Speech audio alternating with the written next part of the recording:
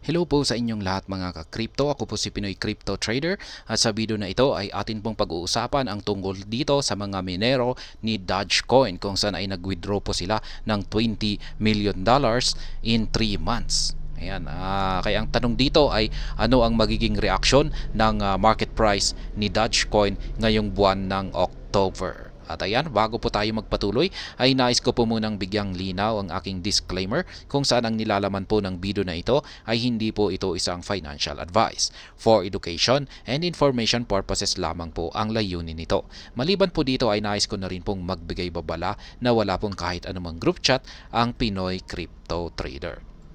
Ayan, Dogecoin miners have offloaded 350 million coins in the past 3 months, reducing their holdings from 4.7 billion to 4.35 billion Doge. Ayan, nagbentahan na yung mga Dogecoin, nag-take profit na po sila. Ayan, yung kanilang mga kita nitong nakalipas na 3 buwan ay umaabot po ng 350 million na Dogecoin. Kaya ayan, yan po yung kanilang yung holdings nila ay nabawasan na po mula sa 4.7 billion ay naging 4.35 billion na lamang. Yan, data shows that Dogecoin whale investors have also curtailed their trading activity, further suggesting a possible price drop. Yan, sinabayan na rin po ng mga whale investors yan ang bentahan na ito. Nagbenta na rin po sila kaya inaasahan po ang pagbagsak ng market price ni Dogecoin.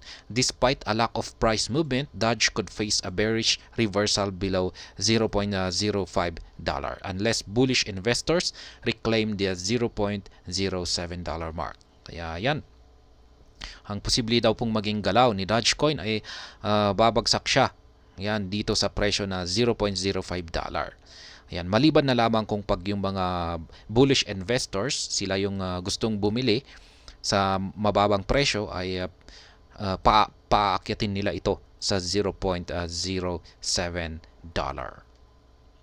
Ayan, Dogecoin prices remain rooted at $0.06 territory as bullish investors continue to hold their position despite relatively flat performance in September. On-chain analysis explores key indicators that could impact Doge price in October. Ayan. Parang wala pong naging stable po si Dogecoin sa buwan ng September na ito. Yan, wala siyang gaanong paggalaw.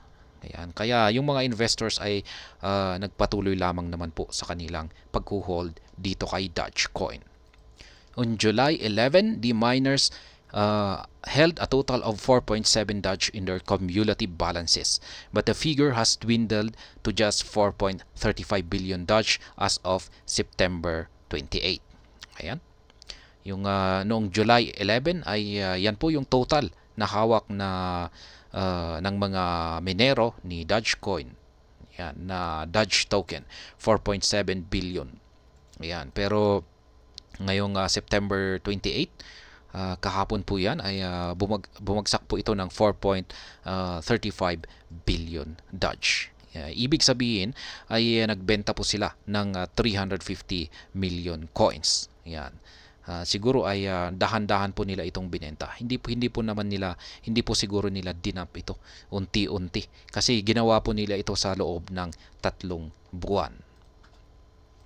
Ayan, on-chain data. Ayan, while investors have dialed down their trading activity, on-chain data also shows that Dogecoin whale investors have reduced their trading activity recently. This further confirms the bearish Doge price prediction. Ayan, babagsak ang market price ni Dogecoin.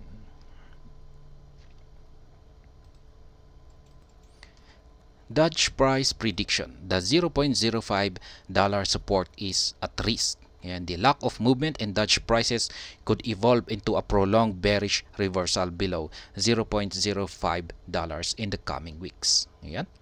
Yung bearish daw na ayan, yung tumatagal na bearish reversal ni Dogecoin ay mukhang pababagsakin nito ang market price ni Dogecoin hanggang dito sa $0.05 dito sa mga paparating na mga linggo. Kaya yan, the in and out of money around price data which depicts the intra-price distribution of the current Dutch holders also supports this narrative. Ayan. Kaya ayan, mukhang babagsak po ang ang magiging performance ni Dogecoin ngayong buwan ng October ay mukhang babagsak po ito dahil sa mga nagaganap na ito. Yan, nagbentahan yan or patuloy na nagbebenta ang mga minero at sinasabayan pa ng mga whales. Kaya ayan, mukhang babagsak nga siya ng hanggang 0.05 dollars. At ayan, hanggang dito na lamang po tayo sa video na ito. Sana po ay inyong nagustuhan ang aking paliwanag dito. Kung inyo po itong nagustuhan ay pakiclick lamang po ang like button nito. Para naman po sa mga bago lamang dito, kayo po ay aking inaanyayahan para mag-subscribe.